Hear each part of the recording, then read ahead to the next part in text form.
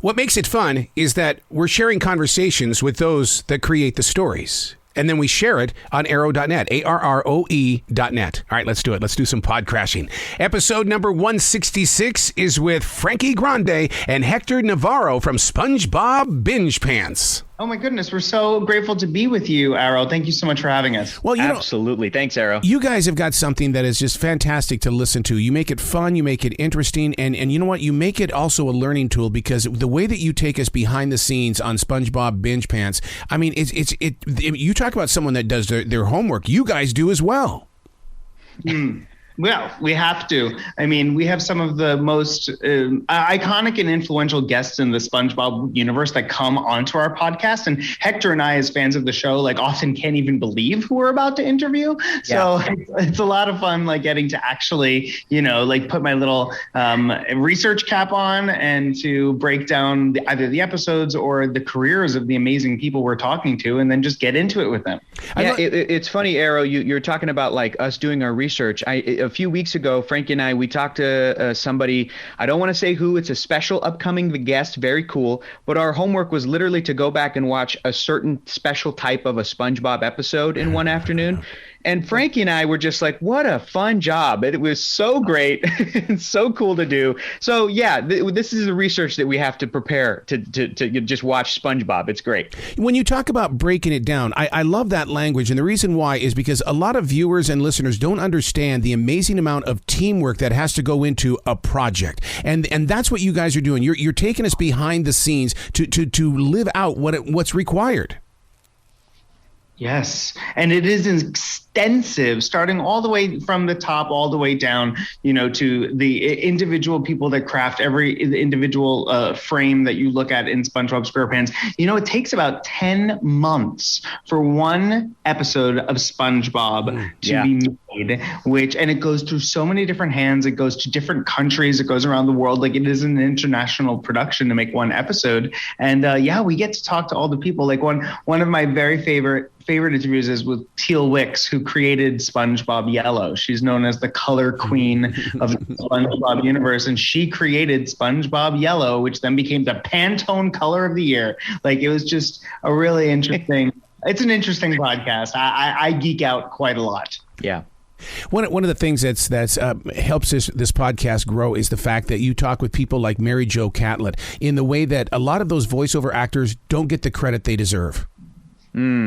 Yeah, it's one of the pleasures of Frankie and I's job is when we do get to talk to those actors, because especially growing up with SpongeBob and being cartoon fans since we were young, we know that behind the scenes working folks and the people that get to do these amazing characters, they just go into the booth, they do their job, they're hilarious, and then they go home and they're actors, but they don't have the sort of celebrity life that a lot of other actors kind of have to deal with. The only times they've really gotten to see that is how the internet now gives instantaneous feedback. And we didn't really have the internet when SpongeBob started in 1999, the way that it exists today. Mm-hmm. And the second thing is when they get to go to conventions, when they get to go to Comic-Con in San Diego, or, the various places in New York or wherever they're going, and they get to put on panels and kind of see the fans.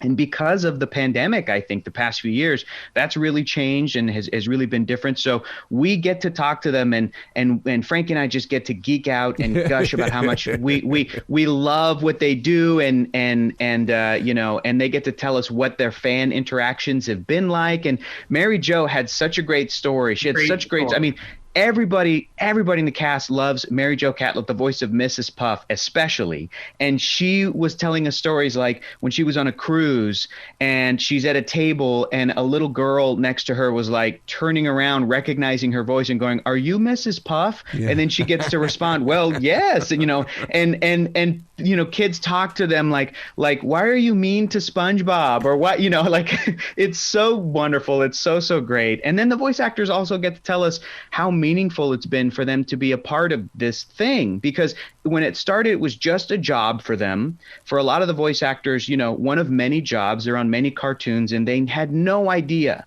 that SpongeBob was going to turn into this global phenomenon. And we're talking about it 20 plus years later. And then the voice actors on our show get to talk about that feeling. They get to, Bill Fagerbakke, the voice of Patrick, has gotten to talk about how much it means to him to play this character.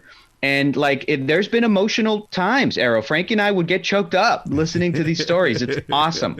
Yeah, because when I was in LA, we were doing a show, and Bill came on to the show, and he talked about that character that he didn't know what he was going to do after Coach, and this kind of fell into his lap. He took a chance on it, but to hear the emotion that he puts into his story on that, I mean, every one of them, and to me, that makes me appreciate SpongeBob even more.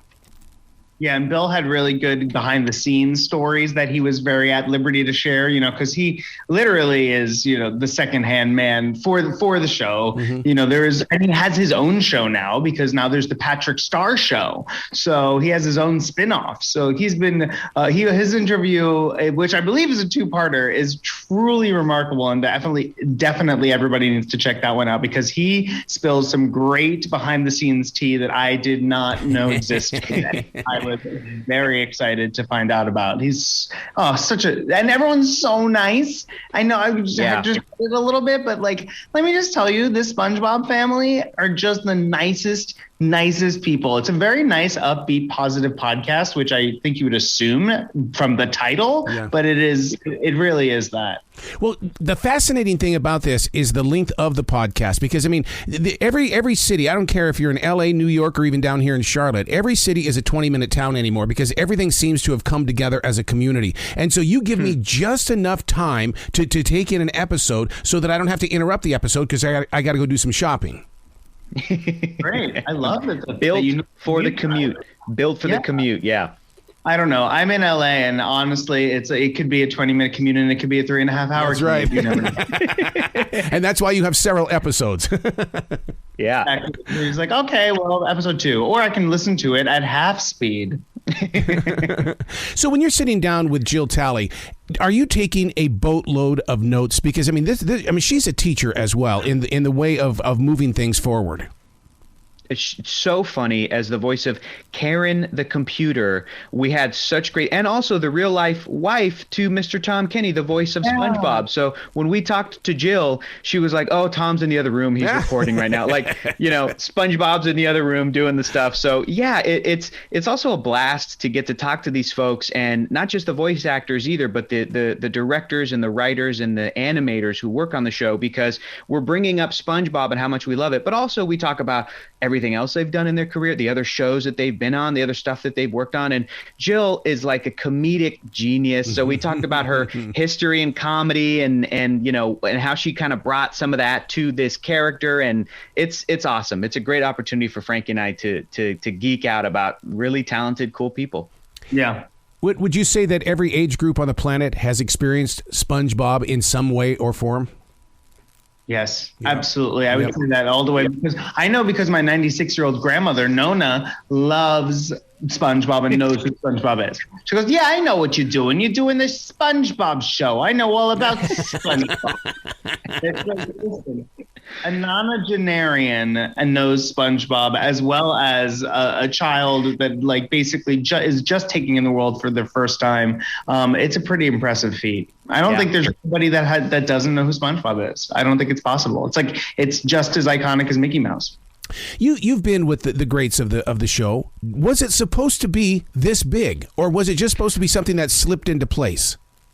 Arrow, that's such a great question. And Frankie and I are fans of SpongeBob. We've never worked on the show, so we are outsiders looking in, and we have gotten to ask this question, and the answer seems to continue to come up, which is no, they didn't plan it to be this. It was sort of at the right place at the right time. But more importantly, it just had such a great foundation. If you go back and watch the early episodes, season 1 even, which is what the podcast is and what Frank and I have been doing for the past couple months, and to watch those episodes and then to kind of compare them to other cartoons at the time, cartoons now, the history of cartoons, Mickey Mouse, like Frankie mentioned, it's such a great foundation. The characters are so beautifully put together that you could put them in any scenario. And so the story is the whole show is a perfect story engine. You can just put them in any given situation and they're going to be funny and they're going to act the way they're going to act and it's going to be entertaining. And even when the show started, you know, to talk to folks who were there with the creator, Steven Hillenburg, who has since passed away, he's no longer with us, but they got to work with Steven Hillenburg. They got to see him pitch the show initially, start to develop the show. It was just a job for those folks. It was, you know, it was just a 9 to 5. And a lot of these folks came from working on other cartoons. They did Rocko's Modern Life in a lot of cases. And then they came over to this one after Rocko was done. And they had no idea that it was going to be what it was going to be. And it took a few seasons to sort of get its steam.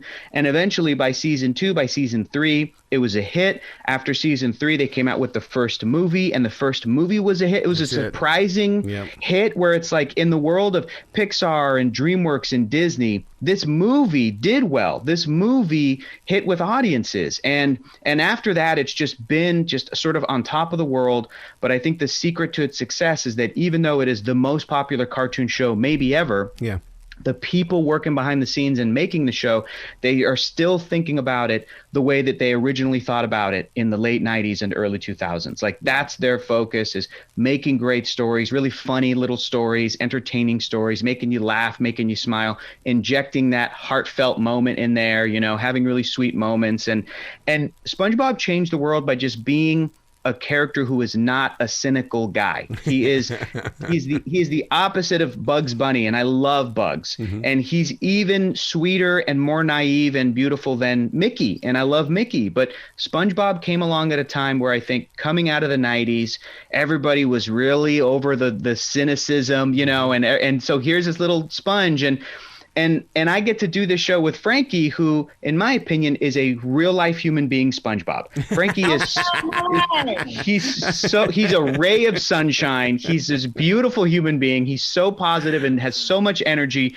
He makes me feel like Patrick. I get excited to go on adventures with him, you know. So, you know, that's the impact of the show. And I think part of the reason why it's been around so long is because they didn't plan for it to be what it is. It wasn't crafted in a lab. They created the show to be funny and endearing, and they keep working on the show in the same way to this day. You brought up the movie. Don't you think that SpongeBob reinvented David Hasselhoff? Because all of a sudden there was a whole new David. God. David Hasselhoff. I know they love to do that. They brought Keanu Reeves back for the last movie.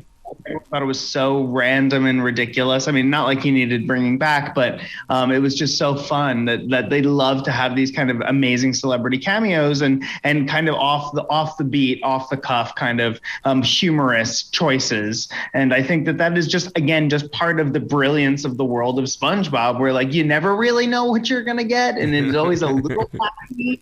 You know, it's like it is you know, there are fires underwater and, you know, like oceans underwater and all sorts of things that you might not know, which some have scientific basis, but that's also discussed on the podcast for a later time.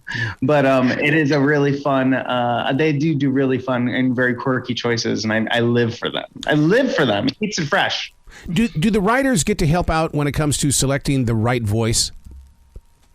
Oh, that's a great question, Arrow. It feels like that even if the writers, when they write an episode, they may not have that kind of input, especially because I'm thinking about like the first season when they were kind of putting everything together. I mean, one of the writers, Mr. Lawrence, is also the voice of Plankton. So I think he definitely had, you know, a way to impact how his character was sort of crafted and depicted. And then he gets to come in and go SpongeBob and then do his Plankton voice. And even if those kinds of like departments are a little bit separate, at this point, SpongeBob is such a well-oiled machine that like the folks that come on to work on the show, they know exactly what the characters sound like. They kind of know the tone of the world. If they write weird little one-off characters, like they may even have an idea as to who they're going to reach out to come and do the voice. You know, great voice actors who are maybe not one of the main cast members. They still get to come on and play these really fun side characters and background characters and one-off lines. And so, yeah, it feels like the writers, the artists, the animators themselves, oftentimes overseas, the voice actors, all of these people, they all just they're like on the same page. It's crazy. It's crazy. And even when they reach out of the show and they get special groups of people to do special animation for the show, those people are on the same page. Like the world of SpongeBob is just so well put together and kind of well steered that it just always turns out great. You know, one of the things I'd love to be is a fly on the wall after they have done a session where they've dropped the tracks and stuff like that for a particular episode, because it would be very hard to let go of being that character out in the real world. I would be walking around as Patrick Star all day. Hello, SpongeBob. Yeah, it's funny when you get to hear the. I always like to ask, because I'm a little boy basically at heart. I like to ask, like, do they prank people in their family? Like, been like, hi, it's me, and then like, oh my God, Patrick, And the answer is yes, some of them do, and also no, some of them don't. Like Bill doesn't like to shatter. Bill Fagerbach, he was talking about how he doesn't like to shatter the illusions of little kids. Yeah. But it is very interesting to see who does what, and we get to talk about it on our show, which makes me feel blessed. To be with April Pinky Davis, I mean, we're talking about a storyboard artist. That's somebody that is really, really, really behind the scenes, and we don't know that she exists, but we heard about it on the podcast. Yeah. And the crazy thing is, Arrow, is that Pinky Davis, who you just mentioned, she's somebody who is working on the show today, who I believe was born after the show debuted in 1999.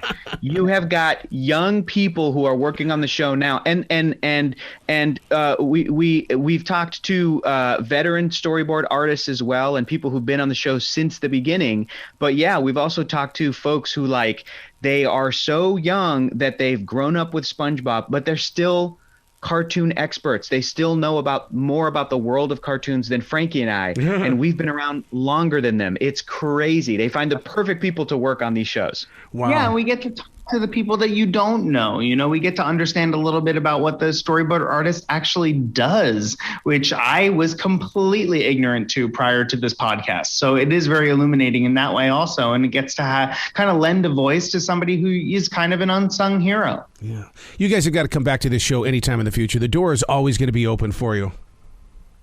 Yeah, Arrow, thank you. We'd love to come back, Arrow. You're awesome, man. Keep doing what you're doing. Excellent. You guys keep doing what you're doing. It's about connecting, man. Doing what you're doing, baby. Be brilliant, you two. Thank you so much, Arrow.